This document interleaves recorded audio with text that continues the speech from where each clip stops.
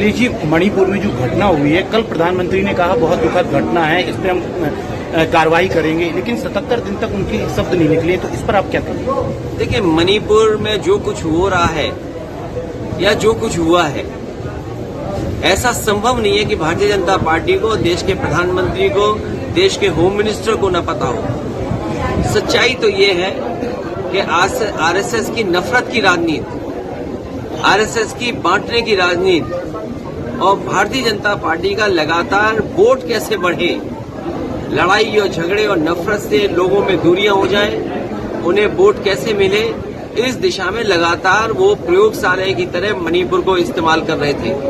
और उसका परिणाम ये हुआ, कई लोगों ने जान दे दी, जान खो गई और न जाने कितने लोगों को घर छोड़ना पड़ा, नुकसान हुआ है। और जिस तरह की तस्वीरें आई कि एक महिला को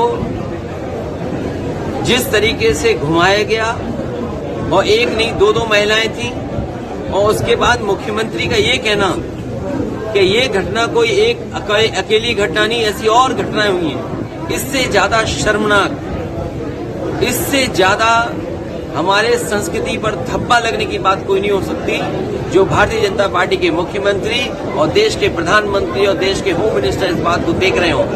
जो मणिपुर में हुआ है, ये इतने दिनों के बाद तस्वीर आई।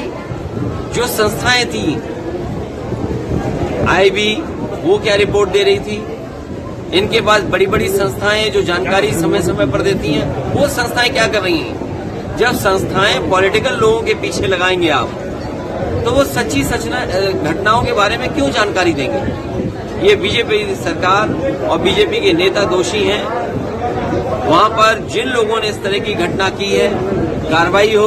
और आपके माध्यम से यही अपील होगी मणिपुर की जनता से कि झगड़ा, हिंसा, एक दूसरे के खिलाफ नफरत फैलाने से कोई रास्ता नहीं निकलेगा। मिल बैठ करके और जो समस्याओं का समाधान कर सके, वैसे वहाँ के लोगों को समस्या का समाधान के लिए सोचना चाहिए। संसद में आज राजनाथ सिंह ने कहा है कि हम चर्चा के लिए तैयार है संसद में इस मुद्दे पर। चर्चा के लिए तो तैयार होना ही पड़ेगा। लोकतंत्र में आप किसकी जबान दबाओगे? आप कितने कैमरे बंद करोगे? कितनी सूचनाएं रोकेंगे? और फिर ये चर्चा या कार्रवाई पहले होनी चाहिए थी। आखिरकार सरकार ये सब घटनाएं क्यों छिपा रही थी?